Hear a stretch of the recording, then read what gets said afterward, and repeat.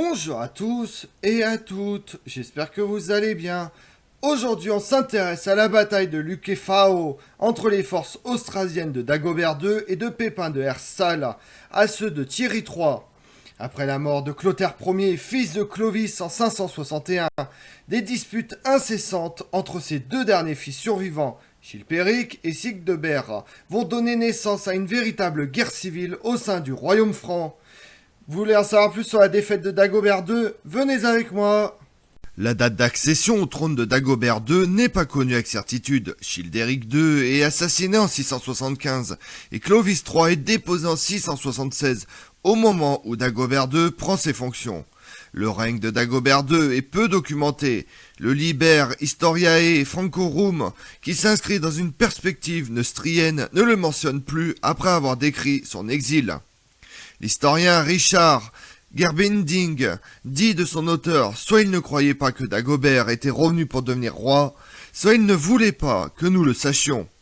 Paul Fouracre suggère qu'il ne considérait pas Dagobert II comme un roi légitime, soit parce qu'il n'avait pas été choisi avec le soutien des Neustriens, soit parce qu'il était considéré comme un étranger après son long exil.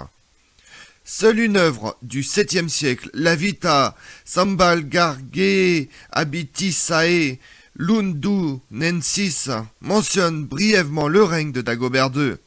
Il écrit que l'abbesse Salberge a déplacé son couvent des faubourgs de Langres à la ville de Lan en raison de pressentiments qui se sont avérés exacts par la suite en raison de récents combats entre les rois Dagobert et Thierry. Il s'agit de la seule mention d'une guerre entre Dagobert II et son cousin germain Thierry III. Elle témoigne de l'animosité persistante entre Hébroïne et les Austrasiens, bien qu'il puisse s'agir à l'origine d'un conflit frontalier en Champagne. Le fait que la guerre se soit déroulée au cœur de la Bourgogne, qui était sous domination neustrienne, suggère que Dagobert II a eu l'initiative pendant un certain temps. C'est peut-être au cours de ce conflit que les Austrasiens, menés par Pépin et Martin, se révoltent. Une guerre de succession de Neustrie éclate en 673 après la mort du roi Clotaire III. Le maire du palais, Hébroïne, intronise le roi fantoche Thierry III, mais les aristocrates de Neustrie se révoltent contre Hébroïne et offrent les couronnes de Neustrie et de Bourgogne au roi Childéric II d'Austrasie. Ce dernier s'empare des royaumes la même année, et tout comme de la personne d'Hébroïme et de Théodoric, réunissant ainsi brièvement tout le royaume franc sous son autorité. Childéric II promet aux aristocrates de Neustrie qu'il ne nommerait pas de fonctionnaires extérieurs à leur royaume. Mais il renonce à sa promesse, sans doute dans un but de regagner de l'autorité et de l'indépendance, et nomma Wulfoald maire de tout le royaume franc.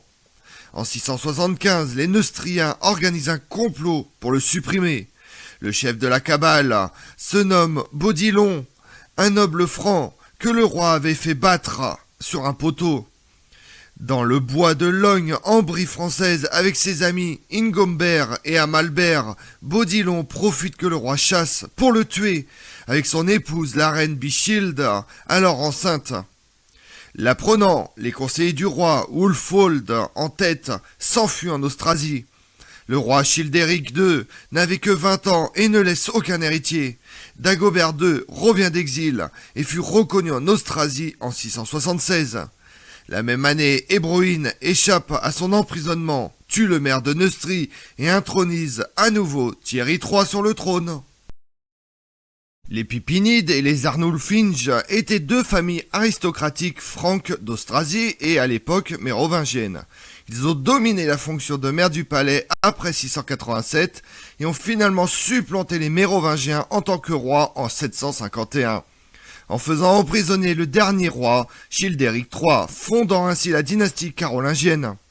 Le nom Pipinide et Arnulfinge sont des conventions modernes reflétant la descendance des familles des deux contemporains, Arnulf de Metz, mort en 640, et Pépin de Landen, mort en 640. La récurrence du prénom Pépin dans la famille a conduit l'auteur anonyme des Annales de Metz, vers 805, à appeler la famille Pipignos, la plus ancienne désignation connue pour la famille. Au sens strict, les Pippinides sont les descendants de Pépin de Landen et les Arnulfinge ceux d'Arnulf de Metz, dont les groupes ne se chevauchent que dans le mariage du fils d'Arnulf, Ansigel, et de la fille de Pépin, Béga, et de leur fils Pépin de Herstal et de ses descendants. Depuis la fin du 8e siècle, l'ascension de la famille a été décrite comme la caractéristique déterminante de la fin de la période mérovingienne, les rois étant dépeints comme des rois fainéants, marionnettes de leur mère. Ce thème a été poursuivi dans l'historiographie moderne. Certains ont même suggéré que les Pippinides et les Arnulfinge ont suivi une stratégie à long terme pour prendre le pouvoir. Après sa victoire à la bataille de Tertry en 687, Pépin de Herstal étend son influence à la Neustrie. Sa mort en 714 fut suivie d'années de guerre civile entre ses successeurs. En 718, son fils Charles Martel avait pris le contrôle de l'Austrasie et de la Neustrie. Dans le royaume franc, on peut observer depuis la fin du 7e siècle la progression du lignage carolingien, qui réussit à supplanter en 751 la dynastie fondée par Clovis. Ce fait est l'illustration la plus nette de l'affrontement analysé plus haut entre la royauté et l'aristocratie. Mais tandis que se joue ce drame, l'Occident change encore de visage. L'islam va s'emparer de la presque totalité de la péninsule ibérique à partir de 711. Le royaume franc se reconstitue malgré les guerres civiles, les assassinats et la mouvance du pouvoir. La Germanie, lui, est rattachée plus étroitement. Le royaume lombard entre dans une nouvelle phase d'expansion. Mais celle-ci se trouve en fin de compte arrêtée par suite de l'alliance conclue entre la papauté et les Francs. C'est autour de ces deux puissances que l'Occident chrétien semble se devoir se regrouper. Les ancêtres du lignage carolingien, Pépin de Landen et Saint Arnould, évêque de Metz, entrent dans l'histoire en 612-613. Ils étaient l'un et l'autre grands propriétaires fonciers en Austrasie.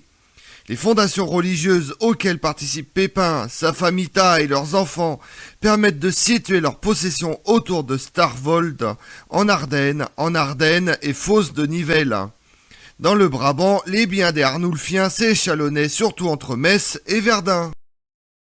La date exacte de la bataille est indéterminée. Elle a eu lieu après la mort de Childéric II en 675 et avant la mort d'Hébroïne en 680. Traditionnellement, on pense qu'elle se déroule au début de 680, juste après l'assassinat de Dagobert II, mort à la fin de 679, le 23 décembre selon les martyrologues ultérieurs, et avant la mort d'Hébroïne, qui était probablement mort le 15 mai.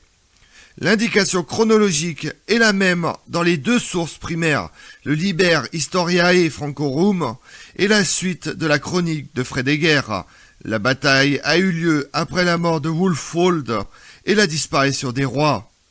La date de la mort de Wulfoald et l'identité des rois décédés, cependant, sont incertaines et les chercheurs sont arrivés à des conclusions différentes. Si Childéric II et Clotaire III, morts en 673, sont visés, comme cela semble plus probable, alors la bataille a eu lieu sous le règne de Dagobert II en Austrasie. Si en revanche, Childéric II et Dagobert II sont les rois mentionnés, alors la date traditionnelle de 680 est exacte. Paul Fouracre et Richard Gerbingind proposent une date de septembre 679, peu avant l'assassinat de Dagobert II. Le lieu de la bataille de Lucafao fait maintenant partie de Sévigny-Wolpet, non loin de Rethel dans les Ardennes. Le nom vient du latin Lucus Fagus, être. Le toponyme Lutofao de Latus Fagus, espace du être, est étroitement apparenté. La chronique de Frédéguerre et le Liber Historiae Francorum ne laissent aucun doute sur le fait que la bataille fut une très grande rencontre pour cette époque. C'était le premier combat sérieux entre les Francs depuis la guerre civile de Bruno, morte en 613, et Clotaire II, 3 générations plus tôt. Les Austrasiens sous Pépin et Martin ont initié le combat, à attiser la guerre contre le roi Thierry, selon les mots de Frédéguerre. Le langage du Liber Historiae Francorum suggère que l'armée était composée principalement de levées. Cela augmente la probabilité que la bataille ait eu lieu alors que Dagobert II était vivant. étant donné l'importance d'un roi mérovingien légitime pour lever des armées. Dans ce cas, l'armée de Pépin et Martin combattait en fait au nom et probablement en présence de Dagobert II. Malgré le fait qu'ils avaient déclenché la guerre, Pépin et Martin ont été vaincus par leur homologue neustrien Hébroïne, qui a suivi sa victoire en dévastant toute la région. Pépin et Martin s'enfuient, ce dernier se réfugiant à Laon, d'où il est attiré par Hébroïne avec de fausses assurances. Il est venu à la villa d'Écris pour ce qu'il croyait évidemment être des négociations de paix. Mais lui et ses partisans ont tous été massacrés. Hébroïne ne jouit pas longtemps de sa victoire, il fut assassiné peu après en 680 ou 681. Sa victoire cependant laisse la Neustrie en position dominante et permet à Thierry III de réunifier l'ensemble des royaumes francs. Au cours d'une guerre civile ultérieure, vers 684, les Neustriens opèrent profondément en territoire austrasien à Namur. Avec le recul, la bataille de Lucafao apparaît comme un revers majeur dans l'ascension de Pépin et de sa famille, les Pipinides, à une place de prééminence dans les royaumes francs. Néanmoins, Pépin récupère son pouvoir en Austrasie dans les années suivantes, remporte une victoire sur le maire de Neustrie, Berchar, à la bataille de Tertry en 687, et réunifie la Francie sous le règne nominal de Thierry III. Le Liber Historiae Francorum, écrit en 727, dans une perspective neustrienne, donne plus d'importance à la victoire neustrienne à Lucafao qu'à la victoire austrasienne à la bataille de Tertry.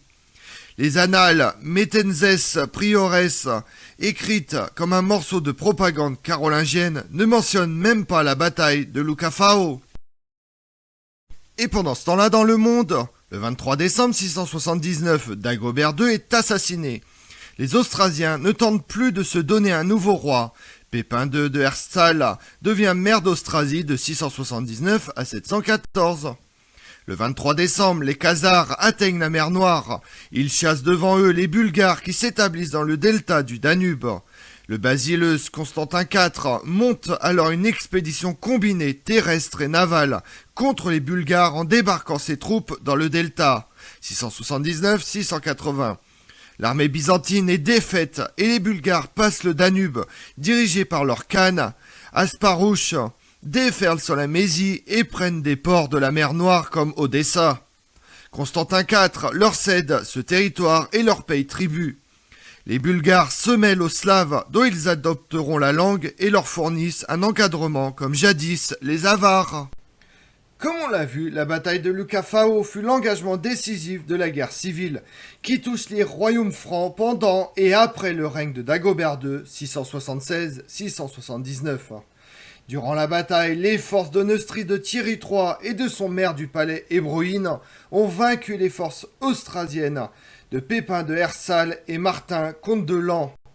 Je vous remercie d'avoir suivi cette vidéo en ma compagnie. Si vous voulez connaître mes autres vidéos, retrouvez-moi sur ma chaîne YouTube Tout sur l'Histoire avec Damien, mais également sur les réseaux sociaux, Twitter et Instagram, Histoire Damien. Et pensez à liker, commenter et vous abonner. Je vous remercie à tous.